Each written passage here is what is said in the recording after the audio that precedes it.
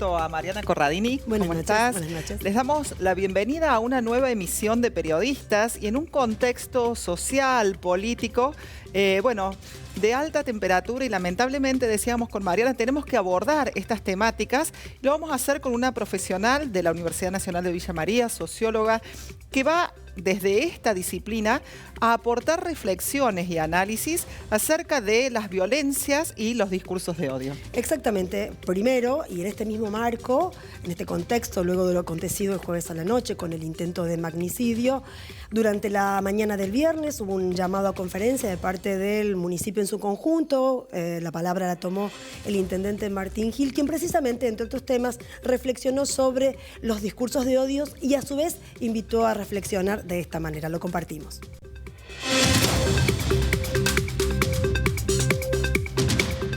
Si uno lee algún tuit de hace unos días donde se expresaba con claridad, son ellos o nosotros, es el planteo claramente de exclusión del otro y no de aquello que la política en democracia tiene naturalmente, que es lograr la unidad en la diversidad. No la unificación de criterios, la unidad en la diversidad, la pluralidad, que ustedes me han escuchado más de una vez. Estoy convencido que termina enriqueciendo más que destruyendo. Lo unívoco, el tratar de monopolizar y unificar el discurso, es lo que termina destruyendo en última instancia. Ahora, claramente, los discursos del odio, los discursos exacerbados, proyectos de ley que se presentaron en los últimos tiempos descabellados, los minutos y minutos y tiempos de televisión en horario de prime time, dados no para discutir planes económicos, programas sociales, situaciones de complejidad del orden internacional, situación de políticas industriales o productivas, sino que todo se lee en función de la destrucción del otro, termina, no porque uno lo ha querido directamente, pero termina siendo un caldo de cultivo para manifestaciones como estas. Hoy, por una cuestión de milagro, no estamos en una situación que hubiera cambiado el giro de la historia. Es como que la democracia nos hubiera dado una oportunidad, una oportunidad de reflexionar todos. Los primeros que tenemos que hacerlo somos nosotros, porque esto no es también una apuesta a mirar siempre la paja en el ojo ajeno, sin ver la viga que nos puede tocar a nosotros. Nos abarca a todos, a toda la clase dirigente, no solo a la política, sino también a la dirigencial en la sociedad, en la dirigencial en los medios de comunicación, a la dirigencial de los sectores productivos, industriales, religiosos, a todos y a la comunidad en general. Así que nosotros no solo condenamos, sino que hacemos votos para que este hecho también nos anime a reflexionar, a pensar y nos anime fundamentalmente a construir una democracia ya no para ellos o nosotros, sino una democracia para todos.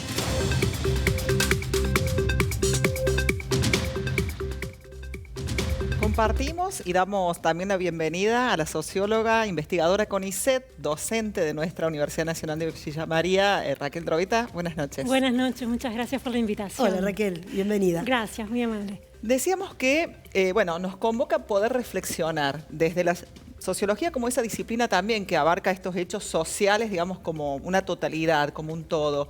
¿Qué nos está pasando? ¿Qué pasó? ¿Cuál sería el diagnóstico que podrías vos hacer con relación a este hecho puntual?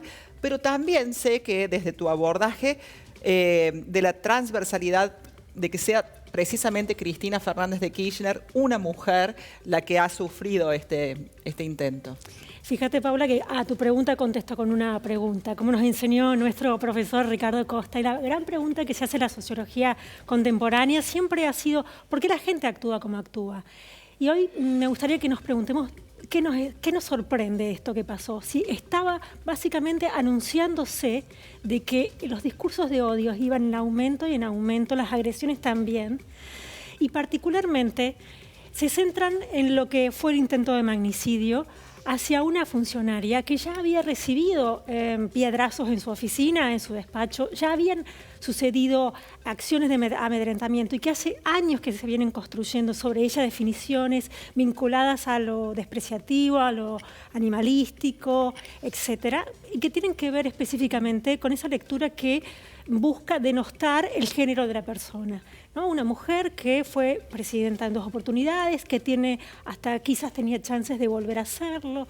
Se ve en ella una sumatoria de lo que decimos como una mirada interseccional, es lo que aplicaríamos desde la sociología, para poder dar cuenta de que no es solo una funcionaria, es mujer, ha concentrado muchísimo poder, concentra mucha adhesión en el país. Entonces, esta sumatoria de perspectivas hace que ella sea leída también como una persona a ser agredida. La justicia deberá determinar si en este caso, como se ha supuesto en algún momento, aplicaría la figura del femicidio, del intento de femicidio, o bien sería un intento de magnicidio, pasaría por otra figura legal. Pero no habría que dejar pasar la idea, ¿no?, de que el ataque haya correspondido a atacarla por el hecho de ser mujer. Vos decís que de no haber sido mujer no hubiera sido el ataque, es decir, como que el primer paso dado a estos niveles tiene que ver con su condición de género. Yo creo que lo que ha sucedido es que su condición de género ha sido pionera en la Argentina, y ha recibido el rechazo como otras mujeres pioneras en otras áreas, ya sea la política o el desarrollo científico, etcétera, etcétera, que siempre han sido devenidas o denostadas o devenidas a menos por su género, por identificarse como mujeres. En este caso específicamente es una mujer con posicionamientos fuertes y seguros, y que no es fácil en esta sociedad que está recién ahora acostumbrándose a la presencia femenina en muchos espacios públicos, el hecho de aceptar que pudiera conducir un país. Yo considero que su condición de mujer puede haber aumentado el nivel y el tenor de los discursos de odio que hoy parecen sorprendernos, pero que se han venido construyendo en la última década.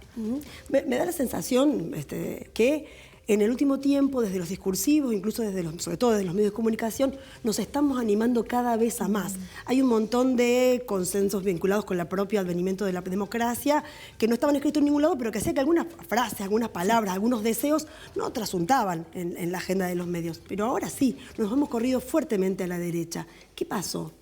Lo que pasó es que parece que se han liberado, se han legitimado y se han naturalizado el increyendo en la verbalización discursiva. Yo digo porque la palabra crea, la palabra es creadora. Es muy importante analizar discursivamente cómo se expresa esta sociedad al momento de definir a una funcionaria o a un funcionario de manera diferencial. Vos lo decías, perdón, pero decías la yegua, ¿no? Esto que decías de esta cuestión. De comparar con lo animalístico, lo bestial, ¿no? Siempre con la búsqueda de la degradación. Pero en relación a lo que me decías, tiene que ver con la búsqueda de atacar a este personaje que en la política viene siendo como culpabilizado de una serie de situaciones como de malestares, de desarreglos económicos, etcétera, y que se concentran en ellas como si fuera en este momento la víctima, porque ha sido víctima de un intento de magnicidio, sí. Y con relación a esto, Raquel, lo decías vos, ¿cuán fuerte es esa identidad social, ¿no? Esa identidad social que surge, más que como decir, bueno, yo me identifico con esto, es en contra del otro.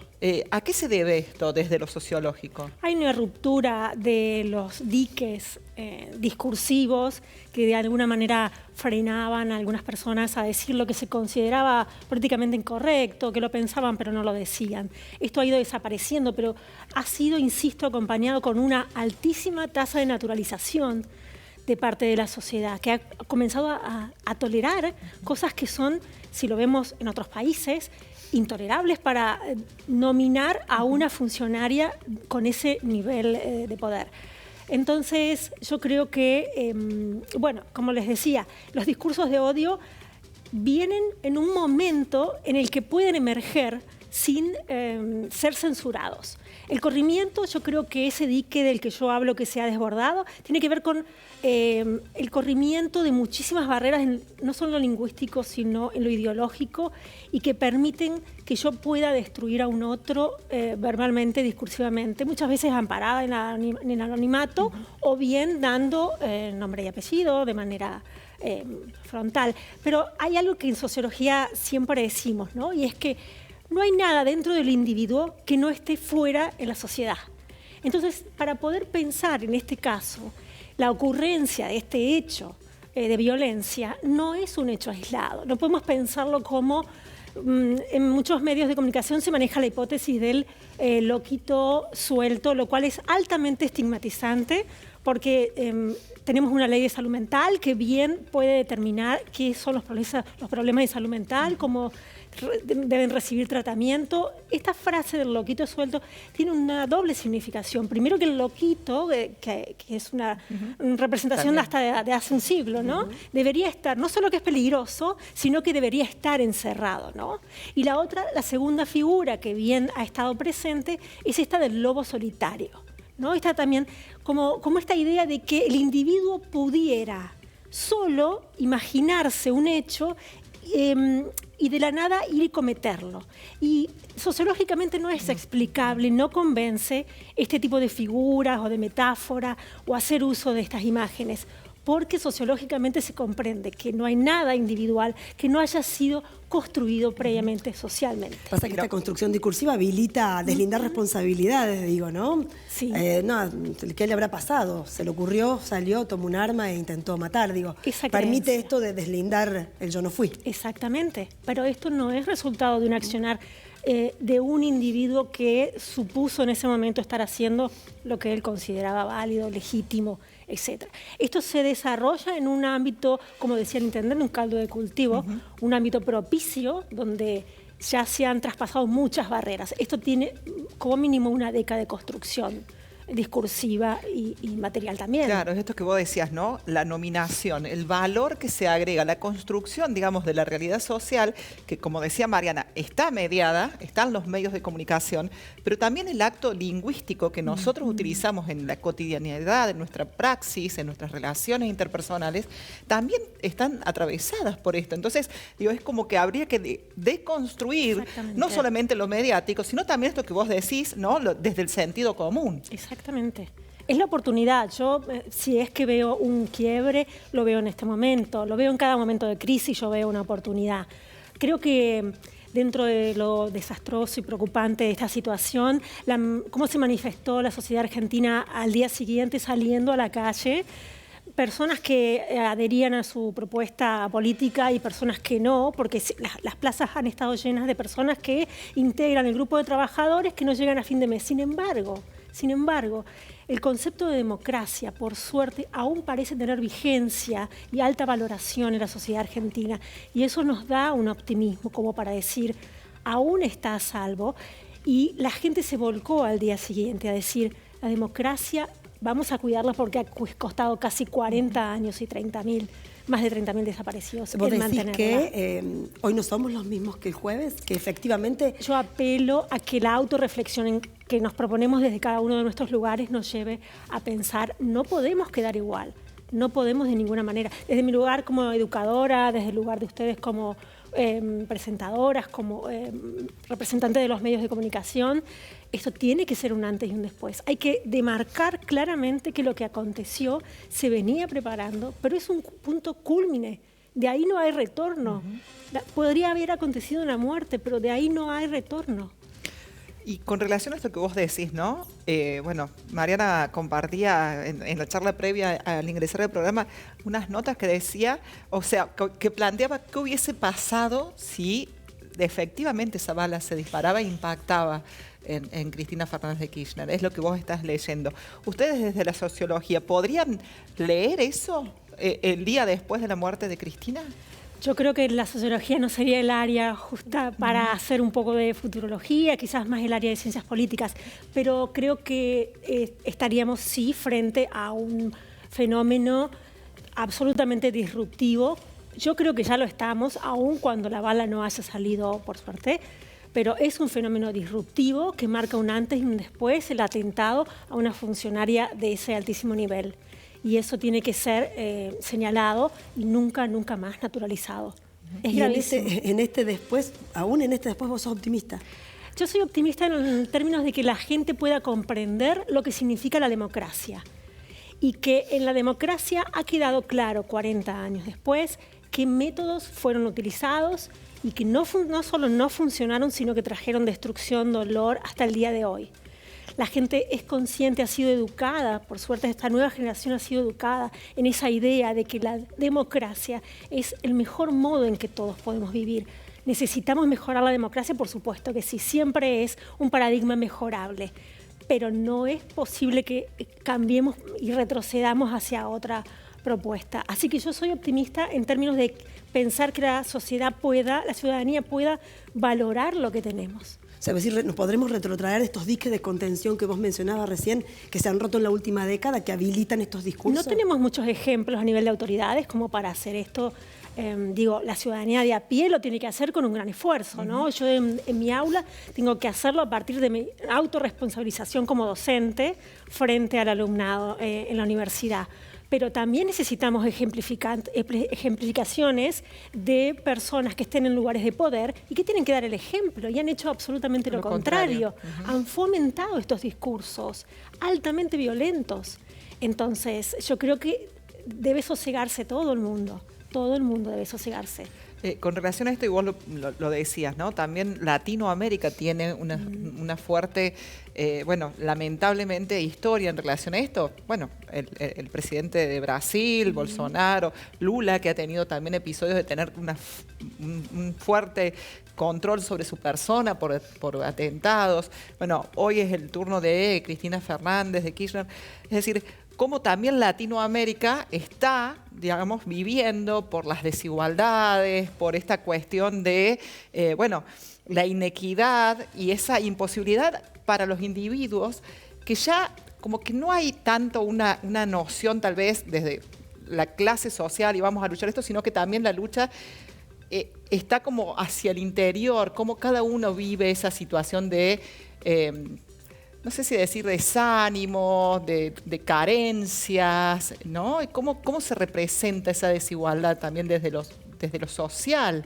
Ahora voy a eso, Paula. Quería recordarte el impeachment a Dilma Rousseff, que también tuvo mucho que ver su condición de mujer y luego se demuestra que no había incurrido en delito mucho tiempo después. Quiero decirte que en relación a Latinoamérica, lo que se observa es un avance en todo el continente de los sectores neoconservadores que buscan retrotraer derechos adquiridos, ¿no? Ya sean aquellos derechos que fueron ganados por los movimientos de mujeres, los movimientos feministas, que reclamaron durante décadas, como aquellos más recientes que fueron obtenidos por las diversidades sexuales, la posibilidad de unirse en matrimonio, etcétera, etcétera. Hay una búsqueda constante de retrotraer esa ampliación de derechos hacia a lo que era considerado más legítimo cuando estaba bajo control de pensamientos de derecha. Hay que estar muy atentos porque los movimientos neoconservadores están muy activos en Latinoamérica y no somos la excepción. Argentina no es la excepción. Hablamos de una derecha quizás política porque estamos acostumbrados a ver diputados y diputadas expresándose en televisión, pero tenemos que pensar que detrás de ellos hay grupos sumamente conservadores y no son visibles, pero actúan materialmente e ideológicamente y tienen mucha llegada. Eso es preocupante para todo el continente, sí. Bueno, gracias. Gracias. Realmente, por allí estos temas son para una reflexión, como vos decías, constante, permanente, y habilitamos la palabra como en este momento para que Raquel y muchas otras personas también puedan hacernos reflexionar sobre este tema. El momento de estar atentos, me gustó ese concepto. Vamos a la pausa, ya retornamos con el editorial.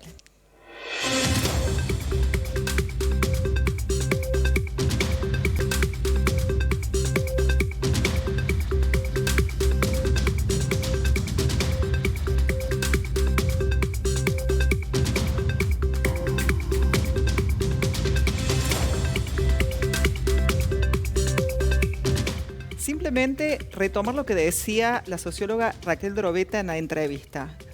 Pensemos el valor de las palabras. Pensemos que el acto de hablar, digamos, lo performativo de nuestros discursos es fundamental en este momento. La comunicación nos atraviesa, es lo que nos permite construir también la acción social. Por lo tanto, con Mariana queremos reforzar la idea y agradecer también este espacio para poder llevar adelante esto que nosotros creemos desde nuestro territorio tiene un valor fundamental, que es construir comunicación con responsabilidad social.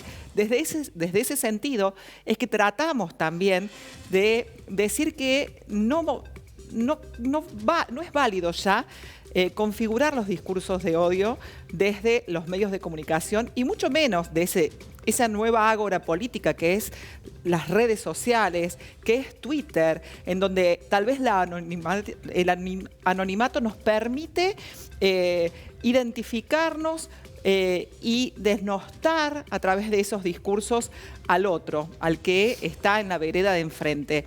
Y bueno, en esto también Ernesto Calvo tiene algunas reflexiones en donde dice que ya esas identidades políticas no pasan por ser peronista o no peronista, por ser de derecha o ser de izquierda solamente, sino por tener alguien enfrente, ese otro al cual yo les estoy permanentemente activando esa cancelación.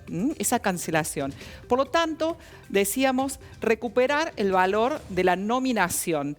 Decir que es importante el pensar cada vez que accionamos también en un clic, en una reproducción de un meme, de un TikTok, de lo que fuese que nos interpela más que nunca a pensar, a reflexionar y a estar alertas, como dijo también Raquel en nuestros estudios, porque sin dudas esto tiene que ver con una acción social que nos interpela y de manera urgente.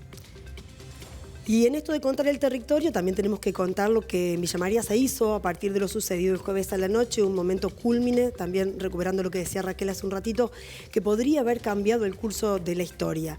Villa María hubo una convocatoria durante la mañana del viernes, donde el intendente generó esta conferencia de prensa que recién compartíamos en algunos de sus párrafos centrales, pero después toda la actividad se trasladó al Consejo Deliberante, verdadero espacio donde resuenan todas las voces y todas las representaciones. Allí los ediles y las ediles han emitido un documento conjunto firmado por todos y todas, en el cual hubo un repudio unánime a la violencia, donde también se llamó a la clase dirigente en su conjunto a dirimir aquellas situaciones de diferencias ideológicas desde el diálogo y tener como punto límite la violencia. Violencia no, en Villa María y desde Villa María también dicho para todo el país y el mundo, violencia no. También en ese mismo ámbito se aprovechó el espacio del Consejo Deliberante para escuchar otras voces que vinieron de sectores gremiales, como la CGT, como la CTA, como ATE, de sectores como ANSES, de distintos sectores como Derechos Humanos, es decir, resonó hacia el interior del Consejo Deliberante, un Consejo Deliberante repleto.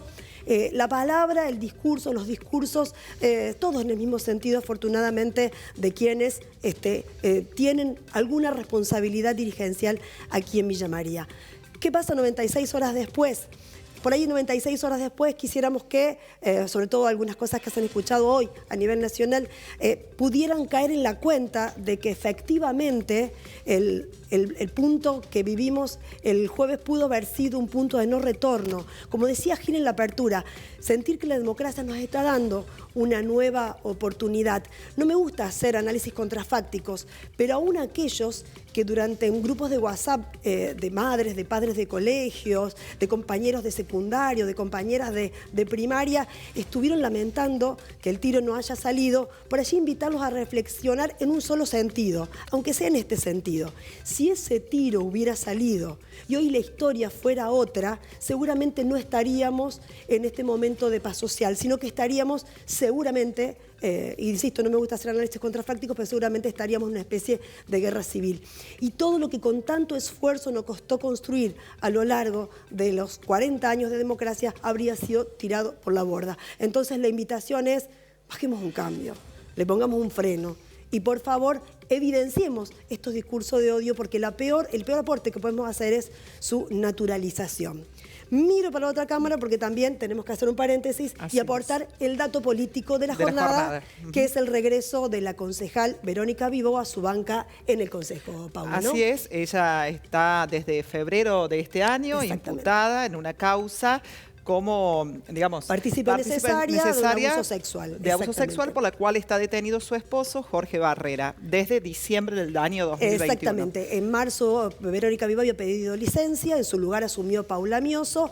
En estos días tenía o que renunciar o que volver a la banca, y hoy, para sorpresa, porque así lo reconocen en el Consejo Deliberante, para sorpresa de ediles de las distintas bancadas, exactamente, regresó e incluso participó de la reunión de comisión que se realizó hoy. Seguramente este tema político va a generar bastantes repercusiones en las próximas horas. Así es, porque es un tema político local, digamos, con una agenda que parecía que estaba, bueno, ahí latente, pero que hoy, precisamente al volver Vibo a la banca, ha desatado también, por supuesto, algunas otras lecturas. Hay que decir que tiene todo su derecho de volver porque hay una imputación, no hay una condena y mucho menos una condena firme. Eso lo dirimirá luego la justicia. Nos tenemos que ir. Así es, agradecer, como es habitual, al equipo de UniTV, también a los profesionales del espacio audiovisual que acompañan la producción, la preproducción de este programa Periodistas.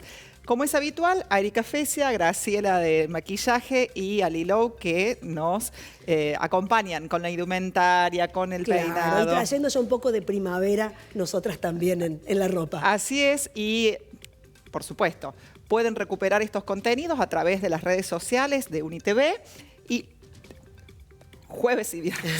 Es que la voz me traicionó. Gracias. Así es, nos vemos el próximo lunes. Chau, chau. Buena semana.